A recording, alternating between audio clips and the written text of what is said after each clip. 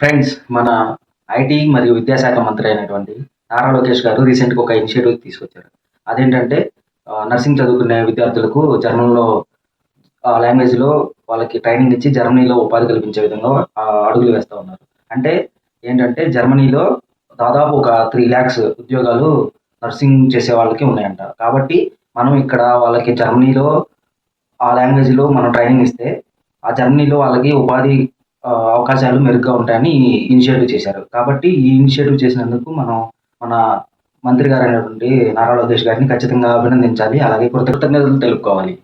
కాబట్టి లోకేష్ గారికి రిక్వెస్ట్ ఏంటంటే, మీ పొలిటికల్ అవసరాలు లేక పొలిటికల్ ఇష్యూస్‌ని పక్కన పెట్టి, ఈ పేదలకు ఏదైతే ఈ ఇంగ్లీష్ మీడియం అనేది ఉపయోగపడుతుందో, ఆ ఇంగ్లీష్ మీడియాన్ని మీరు కొనసాగించాలని కోరుకుంటున్నాను. ఎందుకంటే ఈ జర్మనీలో ఈ స్టూడెంట్స్ ఈ జర్మన్ లాంగ్వేజ్ నేర్చుకుని అక్కడికి ఉపాధి కల్పించుకునే విధంగా ఎలా మీరు తీర్చిదిద్దుతున్నారో, జర్మనీ కంట్రీకి జర్మన్ లాంగ్వేజ్ ఎంత ఇంపార్టెంటో, ఈ రోజు ఉన్న సొసైటీలో ఇంగ్లీష్ ఇంగ్లీష్ మీడియంలో చదువుకోవడం అనేది అంత ఇంపార్టెంట్. కాబట్టి దయచేసి మీరు ఈ ఇంగ్లీష్ మీడియంని ఈ గవర్నమెంట్ స్కూల్‌లో ఈ పేద విద్యార్థులకి అందేలా చూస్తారని ఆశిస్తూ